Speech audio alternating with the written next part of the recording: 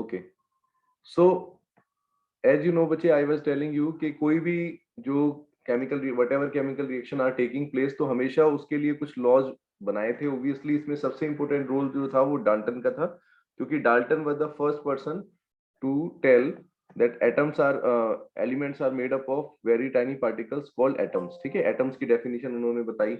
फिर उसके बाद ये भी बताया कि एटम्स जब कंबाइन करते हैं तो मॉलिक्यूल्स की फॉर्मेशन होती है। ठीक है, आई थिंक पारस का भी नेटवर्क फ्लक्चुएट कर रहा है। ओके चलो ठीक है, मैंने रिकॉर्डिंग कर लिया।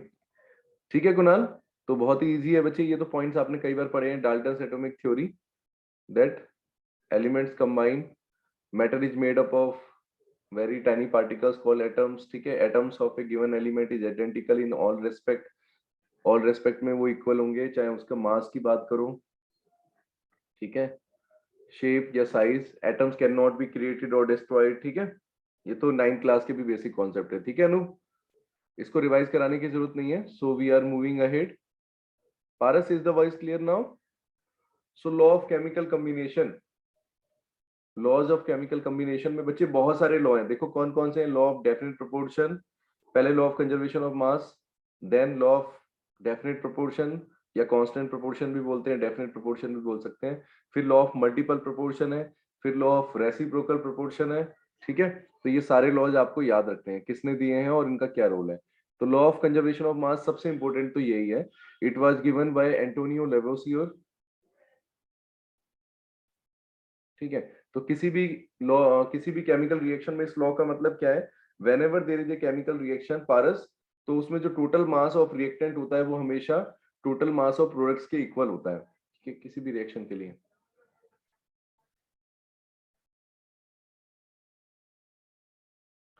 सो अगर मान लो एक एग्जांपल से समझे बच्चे, hydrogen plus half molecule of half mole of oxygen, तो 1 mole of water is formation. ठीक है, तो यहाँ पर अगर आप देखें मास की अगर हम बात करें, तो बच्चे पता है आपको S2 का मास कितना होगा कुणाल? एटॉमिक नंबर इज 1, तो हाइड्रोजन का हो गया 2 ग्राम। टू। हाँ 2U भी लिख सकते हैं, अभी तो हम कंसिडरेशन कर रहे हैं। ऑक्सीजन के लिए अनूप कितना हो जाएगा? ऑक्सीजन का बच्चे यहाँ पर 1/2 O2 लिखा हुआ है। इसका मतलब हुआ कि ऑक्सीजन गैस के लिए अगर आप देखें, ऑक्सीजन गैस के लिए ऑक्सीजन का एटॉमिक मास होता है 16, और 2 होने की वजह से यहाँ 32 होगा, बट 1/2 लिखा है, आधा मॉलिक्यूल। इसका मतलब कितना हुआ? 16 होगा। ये 16 हो गया। ओब्वियसली राइट साइड पर वाटर बन रहा है, तो वाटर का कितना है आप कैलकुलेट करके देख लो, 18 ग्राम इज देयर। देखो ये लिखा भी हुआ है। ठीक है, तो लॉ ऑफ कंजर्वेशन ऑफ मास बस यही है कि रिएक्टेंट्स का जो मास होगा, जितने भी रिएक्टेंट होंगे उनका टोटल मास जो है वो टोटल मास ऑफ प्रोडक्ट्स के इक्वल होता है।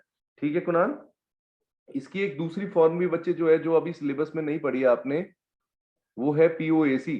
अभी मैं बाद में बताऊंगा, पहले हम ये सारे लॉ देखेंगे, फिर उसके बाद पीओएसी को समझेंगे। ठीक है, वो कहाँ पर यूज होता है, क्योंकि वो क्वेश्चंस आएंगे कंपटीशन में, तो फिर वो थोड़े से अलग हैं। टिपिकल है बेसिक कॉन्सेप्ट यही कि रिएक्टेंट्स का जो मास है वो प्रोडक्ट के मास के इक्वल होना चाहिए। पारस आवाज आ रही है बच्चे तुम्हें? आई थिंक पारस के लिए नेटवर्क। Yes sir. अच्छा चलो, गुड फाइन, मैं यही जानना चाह रहा था, मैंने कहा कि ठीक है ना। चलो, लॉ ऑफ कांस्टेंट प्रोपोर्शन की बात करेंगे अब इसके बाद। तो कांस्टेंट प्रोपोर्शन का मतलब बच्चे क्या है, जब कोई ये लॉ दिया था जोसेफ प्राउस ने। ठीक है, स्टेटमेंट क्या है, all the chemical compounds are found to have constant composition irrespective of their method of preparation. यानी कोई भी केमिकल कंपाउंड जो है बच्चे नेचर में जब आप देखोगे, तो उसके अंदर जो भी एलिमेंट से वो बना हुआ है, तो उसकी जो रेशो होगी, उसकी जो रेशो होगी, जिन एलिमेंट से वो बना है, उनकी हमेशा रेशो जो है वो हमेशा कांस्टेंट ही रहेगी, एक फिक्स होल नंबर रेशो में मिलेगा वो। जैसे किसी भी कंपाउंड का एग्जांपल लीजिए, अनूप कोई एग्जांपल बोलो मुझे, फिर मैं बताता हूं आपको। कोई भी एक कंपाउंड का नाम बताओ।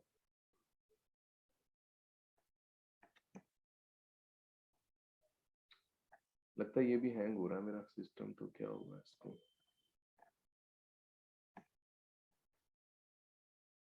बताइए बच्चे। ये है लॉ ऑफ कंजर्वेशन ऑफ मास, हो गया डेफिनेट प्रोपोर्शंस। यहाँ देखो,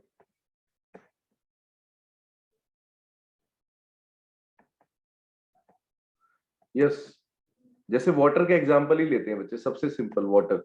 तो वाटर के अंदर अगर आप देखेंगे कौन कौन से एलिमेंट से बना हुआ है, ऑब्वियसली हाइड्रोजन एंड ऑक्सीजन। तो अगर हाइड्रोजन ऑक्सीजन की बच्चे कम्बिनेशन रेशियो देखोगे आप, तो वो है 2:1। कैसे? अभी जो रिएक्शन आपने लिखा था वही लिखता हूं मैं, H2 + O2, है ना, H2 + O2, और ये बना वाटर। अगर आप इसको बैलेंस कर दो अनूप, इसको अगर बैलेंस करोगे तो ये हो गया, देखो जरा, 2, और ये भी 2 हो गया। तो अगर रेशियो देखें, अगर हम यहाँ पर मोलर रेशियो देखें, तो मोलर रेशियो क्या है बच्चे? हाइड्रोजन और ऑक्सीजन की मोलर रेशियो क्या है कुणाल? यहाँ 1 है, 2:1।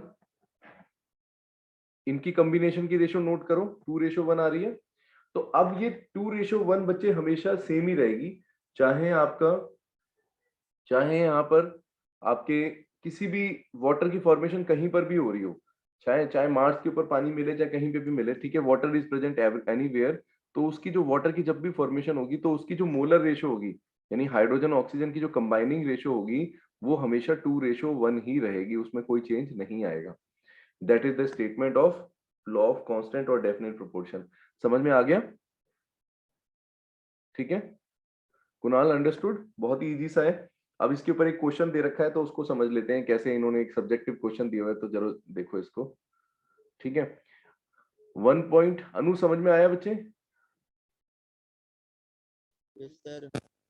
चलो ठीक है, पारस का नेटवर्क आज लगता है लगातार फ्लक्चुएट हो रहा है, चलो इट्स ओके। तो जरा क्वेश्चन देखते हैं Kunal. 1.8 gram of a certain metal burned in oxygen give 3 gram of इस ऑक्साइड।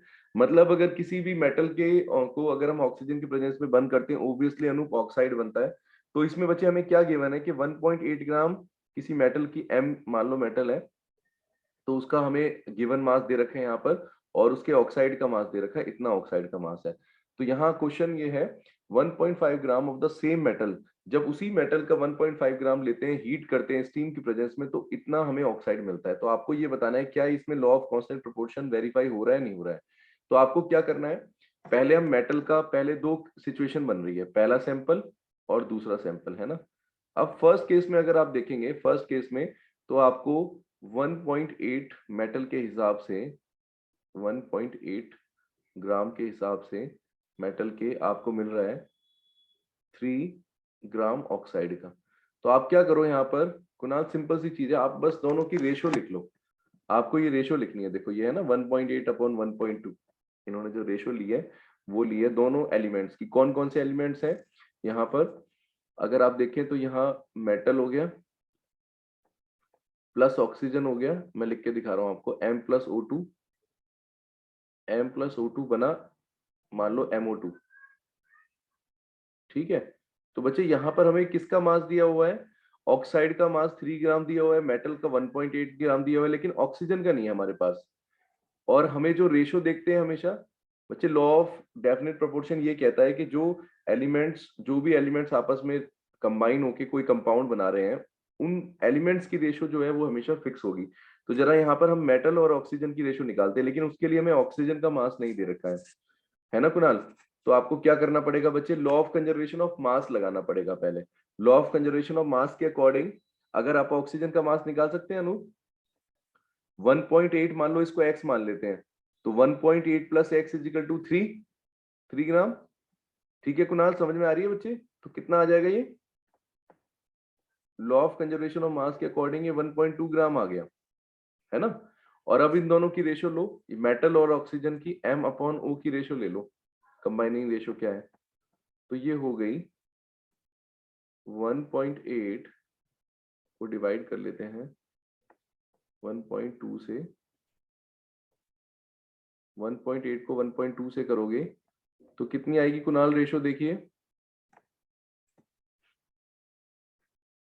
कुणाल, कितनी रेशियो है?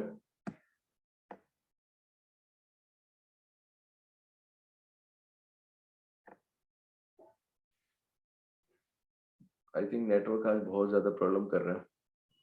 Paras, is the voice clear?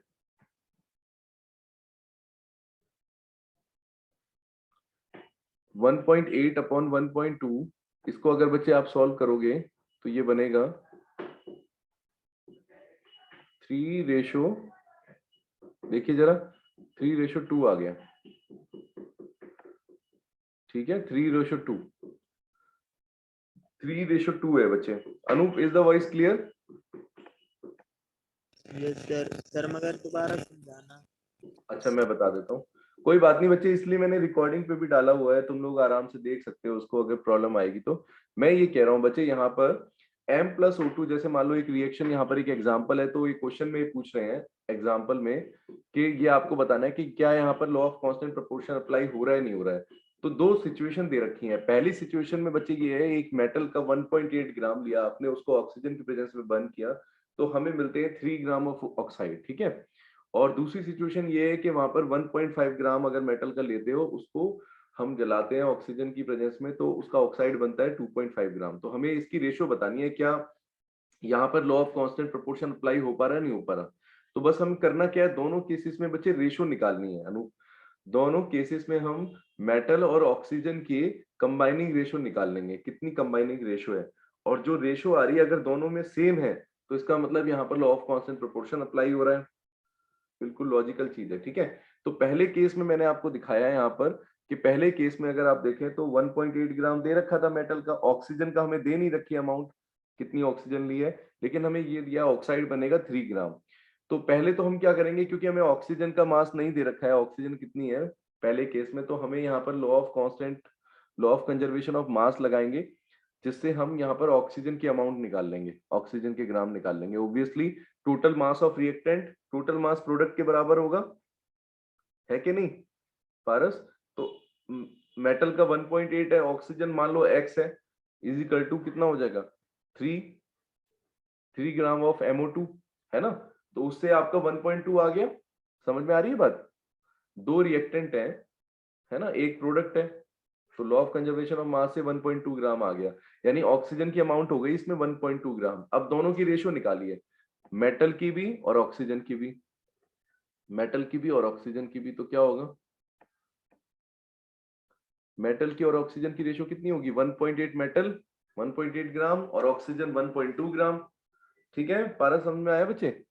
बिल्कुल सिंपल सा लॉजिक है। 3:2 आई है यहाँ पर 1.5 निकाल रखी है, बात तो वही है। आप 1.5 को अगर सॉल्व करोगे तो 3/2 ही आएगी, ठीक है। अब बच्चे दूसरे सैंपल की बात करते हैं अब हम, ठीक है। दूसरे सैंपल में अगर आप देखेंगे, यहाँ कर देता हूं मैं, रुक जाओ, अनोटेट। दूसरे उसकी बात करेंगे अब हम, तो उसमें हमें क्या करना है, तो यहाँ पर फिर देखते हैं, मेटल की अमाउंट दे रखी है M+O2, लिखेंगे M+O2 और MO2 बन रहा है। पहले रेशो याद रखो 3:2 थी, ठीक है। इन फर्स्ट केस यहाँ लिख देता हूँ, फर्स्ट केस में जो हमारी रेशो निकल के आई है वो है 3:2। अब हमें देखना है यही रेशो आएगी या नहीं। तो दूसरे केस में देखिए, वहां पर बच्चे दे रखा है यहाँ पर 1.5 gram of the same metal, है ना। तो पारस मेटल तो हो गया 1.5 ग्राम, ऑक्सीजन दे नहीं रखा, ऑक्साइड है हमारा यहाँ पर 2.5 ग्राम, 2.5 ग्राम, ये हो गया, ये हो गया, ठीक है।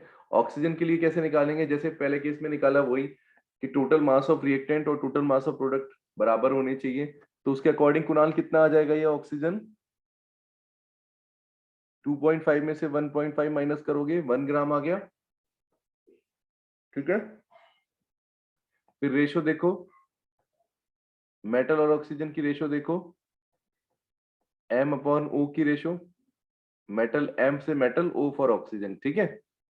रेशो कितनी है बच्चे, कंबाइनिंग रेशो 1.5 को डिवाइड करेंगे 1 से, देखो रेशो सेम आई है क्या, 1.5/1। इसको अगर सॉल्व करोगे तो ऑब्वियसली डेसिमल नीचे जाएगा, 15/10, कितनी रेशो आ गई अनु, देखो 3:2 ही आ रही है बच्चे, देखिए जरा। कुणाल समझ में आया बच्चे, दोनों केसेस में देखो रेशो सेम आ गई, तो यानी यहाँ पर लॉ ऑफ कांस्टेंट और डेफिनेट प्रोपोर्शन अप्लाई हो रहा है यहाँ पर, ठीक है। कुणाल समझ में आ रही है बच्चे, यहाँ पर लॉ समझ में आ गया। इसमें अब बच्चे देखो यहाँ पर क्या है, ये हर जगह अप्लाई होता है, दिस लॉ ऑफ कांस्टेंट और definite proportion is a universal law, but इसमें इशू क्या है, यहाँ पर कुछ ऐसे कंपाउंड होते हैं जहां पर ये लॉ फॉलो नहीं होता है, तो ये चीज आपको नहीं बताई जाती है एनसीईआरटी बुक में, ठीक है। सुनो, तो क्या पहले ये समझ में आ गया बच्चे, लॉजिक सबको, क्वेश्चन समझ में आया क्या किया है हमने, basically law of constant proportion को वेरीफाई किया है यहाँ पर। कुणाल आपकी वॉइस नहीं आ रही बच्चे, एक बार मुझे बताओ बोल के, आया आपको कैसे करना है, मेथड समझ में आ गया पारस, बस जो एलिमेंट्स है उनकी रेशो देखी हमने, ठीक है। तो बच्चे मैं कह रहा था ये लॉ कहाँ पर नहीं लगता पारस, ये बहुत इंपॉर्टेंट है, हो सकता है कोई क्वेश्चन कहीं पर पूछा जाए, ऐसा भी आ सकता है आपको कुछ एग्जाम्पल पूछे जाएंगे जहां पर ये नहीं लगेगा। तो ये लॉ बच्चे कहाँ नहीं लगता है, कुछ ऐसे कंपाउंड होते हैं इनको बोला जाता है, आपने वो पढ़ा था ना ट्रांजिशन एलिमेंट्स, मैंने बताए थे ग्रुप डी और एफ ब्लॉक के एलिमेंट्स होते हैं, तो उसमें बच्चे ट्रांजिशन एलिमेंट्स के अंदर कुछ ऐसे कंपाउंड होते हैं जिनको बोलते हैं इंटरस्टिशियल कंपाउंड, इनको बोला जाता है इंटरस्टिशियल कंपाउंड। बेसिकली क्या होते हैं, ट्रांजिशन एलिमेंट्स के अंदर कुछ ऐसे कंपाउंड बनाते हैं जहां पर ये लॉ जो है वो फॉलो नहीं होता है, लॉ ऑफ कांस्टेंट प्रोपोर्शन। यानी क्या होता है उसमें, जैसे एग्जांपल आपको दूंगा यहाँ पर, जैसे एक है फेरिक ऑक्साइड FeO, बहुत सारे हैं, ठीक है, FeO। तो FeO के अंदर क्या होता है, जैसे अगर आप यहाँ पर फॉर्मूले को देखोगे तो आप कहोगे पारस यस ठीक है सर, कि इसमें तो रेशो 1 है ना, इसकी कंबाइनिंग रेशो क्या दिख रही है, नंबर ऑफ एटम्स के हिसाब से भी 1:1 दिखती है, बट एक्चुअल में बच्चे ये 1:1 नहीं होती है। यहाँ पर आयरन जो है ना कंपैरेटिवली ऑक्सीजन के कम अमाउंट में प्रेजेंट होता है, तो इसमें जो रेशो होती है वो फ्लक्चुएट करती है 0.93 से लेकर, मतलब आयरन के जो कंटेंट है ना वो 1 ना होके 1 से कम होता है, 0.3 से लेके 0.5 के बीच में है, मतलब तो यानी कि एग्जैक्टली 1 नहीं है यहाँ पर। तो ऐसे कंपाउंड्स जो है इंटरस्टिशियल कंपाउंड्स होते हैं, और ये जो है लॉ ऑफ कांस्टेंट और डेफिनेट प्रोपोर्शन को फॉलो नहीं करते हैं, ठीक है। मेरी बात समझ में आ रही है बच्चे, बहुत सारे ऐसे कंपाउंड्स हैं, स्पेशली उसमें आपको अगर ऑप्शंस में दिया है तो आप कैसे उसको सॉल्व कर सकते हो, उसमें कोई भी ट्रांजिशन एलिमेंट अगर दिया हुआ है, जैसे iron is A D and F block element है ना, ट्रांजिशन एलिमेंट्स की कैटेगरी है ये, तो जो डी और एफ ब्लॉक का अगर एक एलिमेंट आ रहा है तो आप समझ लो कि वहां पर ये इंटरस्टिशियल कंपाउंड है, और उसके अंदर ये लॉ फॉलो नहीं करेगा, लॉ ऑफ कांस्टेंट प्रोपोर्शन, ठीक है। पारस इतना समझ में आया, यस सर। चलो आगे बढ़े, ये लॉ क्लियर हो गया आपको, ठीक है, गुड, फाइन, चलो now move to the next topic. अब अगला हमारे पास आएगा लॉ ऑफ मल्टीपल प्रोपोर्शंस। तो लॉ ऑफ मल्टीपल प्रोपोर्शंस में क्या करेंगे हम, ये लॉ ऑफ मल्टीपल प्रोपोर्शंस, पहले इसको, हाँ, law of multiple proportions was given bye John Dalton, ठीक है। इस बच्चे इस लॉ का स्टेटमेंट क्या है कि जब एक एलिमेंट एक दूसरे एलिमेंट के साथ कंबाइन होगा कुणाल, तो वो जरूरी नहीं कि एक ही कंपाउंड बनाएगा, एक से ज्यादा कंपाउंड्स भी बन सकते हैं। जब एक से ज्यादा कंपाउंड्स बनेंगे तो उन कंपाउंड्स के अंदर जो एलिमेंट की जो रेशो होगी, जो कंबाइनिंग रेशो होगी किसी एलिमेंट की, एक पर्टिकुलर एलिमेंट की जो रेशो है दोनों कंपाउंड के अंदर, वो हमेशा क्या होगी, सिंपल होल नंबर रेशो होगी।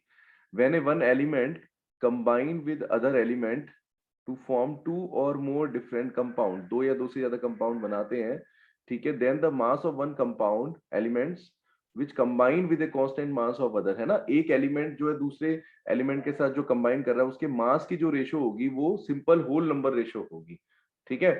सिंपल होल नंबर का मतलब यहाँ पर बताया था, जैसे 1:1 हो सकती है, ठीक है, जनरली यही देखी जाती है, 1:2, 1:3, इस तरीके से आप देखेंगे, ठीक है।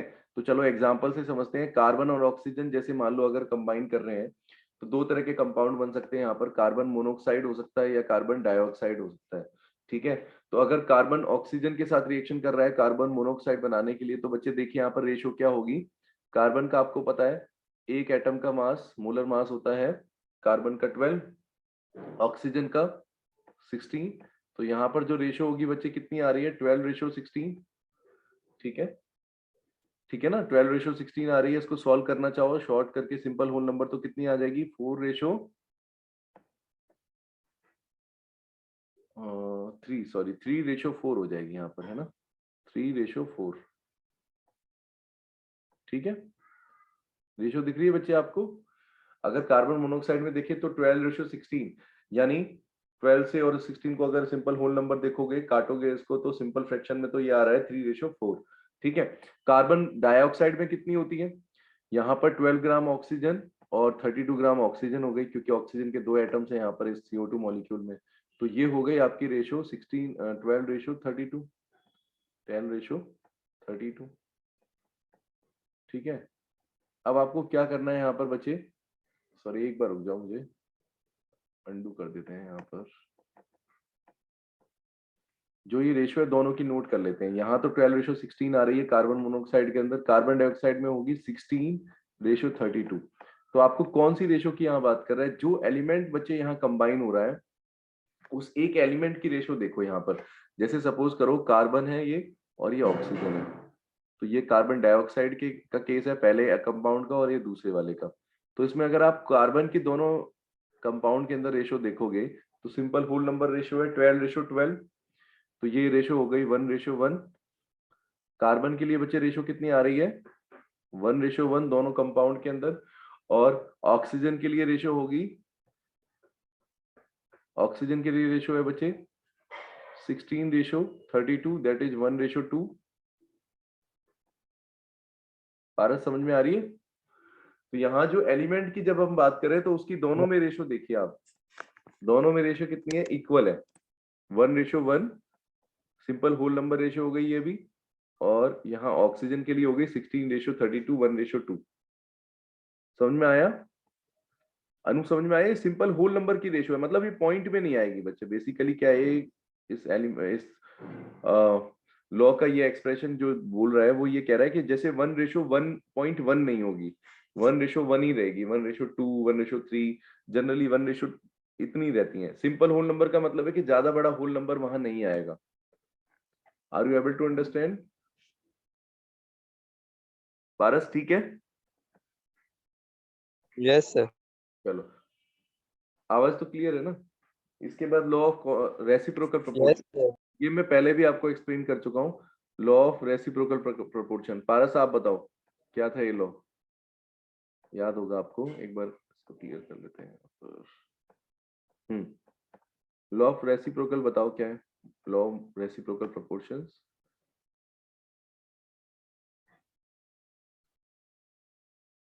ये है स्टेटमेंट, इसका एग्जांपल भी बताया था आपको एक, इसके ऊपर बेस्ड। ये एनसीईआरटी में नहीं है। क्या था बच्चे कि जब दो एलिमेंट्स, कुणाल बताइए आपको याद है? जब दो एलिमेंट्स कंबाइन करते हैं, ठीक है, जब दो एलिमेंट्स कंबाइन, नहीं दो नहीं, इनफैक्ट 3 एलिमेंट्स की बात करेंगे हम। और 3 एलिमेंट्स की हम आपस में ये कहेंगे, जैसे मान लो अगर एक से ज्यादा कंपाउंड बनाते हैं, जैसे कार्बन हाइड्रोजन ऑक्सीजन दे रखे हैं यहाँ पर, तो आप देखो एक सर्कल सा बन गया, एक रिलेशन बन गया तीनों के बीच में। जैसे कार्बन और हाइड्रोजन का कोई कंपाउंड होगा तो वो वहां पर ले सकते हैं हम। कार्बन ऑक्सीजन का यहाँ पर CO2 ले लिया हमने, और ऑक्सीजन और हाइड्रोजन की हमने जब कंपाउंड देख लिया तो वाटर हो गया। तो अगर 3 एलिमेंट ऐसे हैं तो वहां पर होगा क्या? The ratio of the weight of 2 elements A and B. A और बी अगर दो एलिमेंट हैं जो किसी और थर्ड एलिमेंट के साथ कंबाइन करके कोई कंपाउंड बनाते हैं, तो उन कंपाउंडों के अंदर बच्चे उन एलिमेंट्स की जो रेशियो होगी वो एक सिंपल होल नंबर रेशियो होगी। ठीक है, इज आइदर द सेम और सिंपल होल नंबर रेशियो होगी। ठीक है, वेट्स की जो रेशियो होगी वो सिंपल होल नंबर रेशियो होगी that combine directly with each other. ठीक है, तो जैसे अगर मान लो एग्जांपल से क्लियर होगा, यहाँ पर अगर कार्बन हाइड्रोजन और ऑक्सीजन का एग्जांपल लें तो बच्चे यहाँ पर 3 कंपाउंड बन रहे हैं। देखिए यहाँ पर कार्बन हाइड्रोजन के लिए मान लो CH4 हो गया हमारा, ठीक है, कार्बन ऑक्सीजन का हो गया CO2, और हाइड्रोजन ऑक्सीजन के लिए हो गया वाटर। अब आप तीनों की यहाँ पर रेशो देखो, कंबाइनिंग रेशो। अगर CH4 में देखोगे तो ये कार्बन हाइड्रोजन की रेशो है 3:1, कार्बन ऑक्सीजन की है बच्चे 12:32 यानी 3:8 हो गई वो सॉल्व करके, और वाटर की हो गई 2:16 यानी 1:8। अब आप यहाँ पर ये देखो, अगर हम कार्बन और हाइड्रोजन की यहाँ से वाटर और CO2 की मॉलिक्यूल में अगर खाली हम कार्बन और हाइड्रोजन की रेशो को कंपेयर करें, मतलब जिसमें ऑक्सीजन तो सेम ही है तो 8:8 रेशो, ये तो इक्वल ही हो गई। अगर आप कार्बन हाइड्रोजन की आपस में रेशो देखोगे तो वो कितनी आ रही है? देखिए 3:1 है, ठीक है, और 3:1 जो है यहाँ पर, 3:1 जो यहाँ दिख रही है, ये क्या ये यही रेशो ऊपर भी दिख रही है आपको? समझ में आ रही है बात? तो जो कंपाउंडों के अंदर जो एलिमेंट्स की रेशो दिख रही है वो भी बच्चे थर्ड कंपाउंड जो उन दोनों एलिमेंट को मिला के जो कंपाउंड बन रहा है उसमें भी सेम ही नंबर रेशो दिखेगी। यहाँ पर देखो, यहाँ ऊपर जो रेशो है CH4 के अंदर, और जो कार्बन डाइऑक्साइड और वाटर के अंदर जो कार्बन और हाइड्रोजन की रेशो है वो भी सेम है। ये है इस लॉ के बारे में। क्लियर हुआ? दूसरा एग्जाम्पल भी है, अमोनिया के एग्जाम्पल दिया हुआ है, अमोनिया के एग्जाम्पल से समझ सकते हैं। ठीक है, नीचे एक और कंपाउंड दिया है, हम 3 एलिमेंट्स लेंगे। ठीक है, उसमें हम देखते हैं, जैसे नाइट्रोजन और ऑक्सीजन का अगर कंपाउंड देखोगे, अगर नाइट्रोजन और ऑक्सीजन का देखोगे तो नाइट्रिक ऑक्साइड है यहाँ पर, ये रहा, ये लो, एक क्वेश्चन यहाँ दिया हुआ है। नाइट्रोजन और हाइड्रोजन के साथ अमोनिया बन गया, और ऑक्सीजन और हाइड्रोजन के साथ हो गया आपका वाटर। तो 3 कंपाउंड्स की बात करते हैं यहाँ पर, अनोटेट कर देता हूं मैं। जैसे यहाँ पर नाइट्रोजन, देखो, नाइट्रोजन, ऑक्सीजन, और यहाँ पर तीसरा है हाइड्रोजन। तो अब क्या होगा अगर आप 2 कंपाउंड की रेशो देखोगे, यहाँ ऑक्सीजन और नाइट्रोजन की रेशो देखो, नाइट्रोजन और हाइड्रोजन की देखो, तो अमोनिया बन रहा है यहाँ पर। ठीक है, इन दोनों की रेशो लिख लो, कितने नंबर ऑफ एटम्स है। ठीक है, और अगर वाटर के लिए वही रेशो अप्लाई करोगे, वाटर के लिए अगर वही रेशो अप्लाई करोगे तो फिर क्या होगा बच्चे, वहां पर 1:8 आती है वाटर की, तो ऑब्वियसली, ठीक है, तो वो सेम होगी। तो अगर हम देखें NO के अंदर कितनी रेशो है, नाइट्रिक और ऑक्साइड के अंदर कितनी है, और अमोनिया के अंदर कितनी है, तो बेसिकली यहाँ ग्राम दे रखा है परसेंटेज मास में, तो हमने रेशो निकाली है सबकी, और रेशो निकाल के यहाँ पर देखेंगे हम ऑक्सीजन हाइड्रोजन की रेशो कितनी होगी। तो आपको पता है बच्चे, ऑक्सीजन और हाइड्रोजन की रेशो वैसे कितनी होनी चाहिए, मोलर रेशो कितनी होती है पारस, 8:1। हाइड्रोजन ऑक्सीजन की होती है 1:8। ठीक है, कंबाइनिंग। तो यहाँ बाकी दोनों कंपाउंड में भी अगर आप देखें तो इसी तरीके से निकालेंगे। तो मास यहाँ पर दे रखा है, उसके अकॉर्डिंग हम निकालते हैं, तो हम जो है ये रेशो निकल के आ रही है, जैसे 4.67 gram nitrogen hydrogen react with this. ठीक है, तो ये आप जब एक्सपेरिमेंट निकालोगे तो यहाँ पर ये वेरीफाई हो जाएगा। देखो, ऊपर उठो।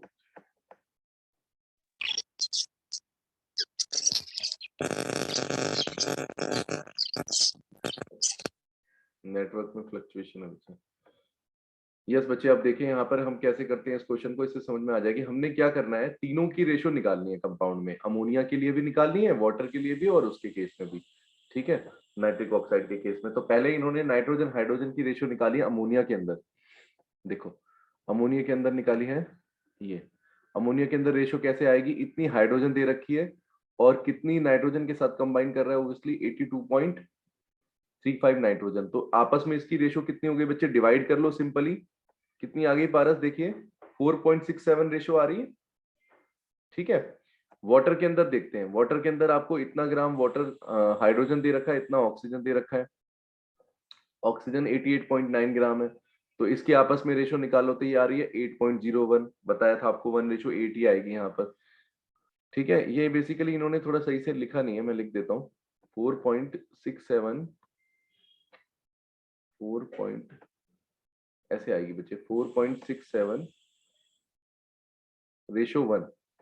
जो पीछे कुछ नहीं लिखा हुआ है तो इसका मतलब रेशो 1 है। ठीक है कुणाल, ये है किसकी रेशो यहाँ पर, हाइड्रोजन कंबाइंड विद नाइट्रोजन। तो ऊपर किसकी ली हमने, नाइट्रोजन की। तो ये N हो गया और ये हो गया H। ठीक है, ऐसी अगर आप वाटर की लिखोगे तो वाटर की कितनी हो जाएगी, वाटर में हाइड्रोजन और ऑक्सीजन की, तो H लिख लेते हैं और O लिख देते हैं। तो H और O की रेशो हो जाएगी यहाँ पर 1:, ठीक है, 8.01।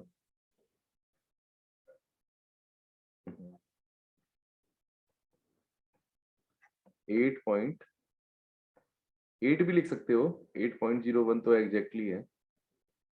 ठीक है, अब जरा देखो बच्चे तीसरे कंपाउंड के बारे में देखते हैं। अब जरा यहाँ देखो, अगर हाइड्रोजन हाइड्रोजन यहाँ पर सेम है, तो नाइट्रोजन और हाइड्रोजन की जो रेशो है यहाँ पर 4.67 और 8.04, यही होनी चाहिए अमोनिया के अंदर। यही, सॉरी, नाइट्रिक ऑक्साइड के अंदर कितनी रेशो आनी चाहिए हमारी, N/O की रेशो बच्चे कितनी होनी चाहिए अगर इस लॉ को फॉलो करता है। लॉस रेसिप्रोकल लॉ को फॉलो करेगा तो ये आएगी 4.67 डिवाइडेड बाय 8.01, ये रेशो आनी चाहिए। अगर ये रेशो आ रही है तो this law is followed, otherwise this law is not followed for these compounds. ठीक है, तो अगर आप देखें यहाँ पर नाइट्रिक ऑक्साइड के केस में, तो यहाँ पर बेसिकली क्या है, यहाँ पर कंपाउंड जो है वो N2O3 है बच्चे, ये चीज ध्यान रखना। N2O3 की हम बात करेंगे तो N2O3 के लिए हमारे पास होगा नाइट्रोजन ट्राइऑक्साइड की बात कर रहे हैं ना, नाइट्रोजन ट्राइऑक्साइड की बात कर रहा है, तो N2O3 के अंदर बच्चे कितनी रेशो हो जाएगी दोनों की, देखो परसेंटेज दे रखी है आपको 63.15 और ये 63.85, दोनों को आपस में डिवाइड करो तो 1:1.7 आ रही है, 1:1.7 आ रही है। और अगर आप देखें दोनों की रेशो ये सेम ही है आपकी। अगर आप इसको सॉल्व करते हो पारस, इसको अगर आप सॉल्व करते हो 4.67 अपॉन 8.01 को, तो देखो यही आ रहा है 1/1.7 आ जाएगा। और वही रेशो नीचे है N2O3 में, देखो यहाँ पर सॉल्व करने के बाद भी यही आ रही है। इसका मतलब लॉ ऑफ रेसिप्रोकल प्रोपोर्शन को ये फॉलो कर रहे हैं कंपाउंड्स। ये तीनों एलिमेंट जो हैं, यानी नाइट्रोजन, हाइड्रोजन और ऑक्सीजन, बच्चे लॉ ऑफ रेसिप्रोकल प्रोपोर्शन को फॉलो करते हैं। ठीक है, तो बच्चे क्लास को मैं आज यही एंड करता हूँ क्योंकि दिशा भी क्लास नहीं ले रही है। ठीक है,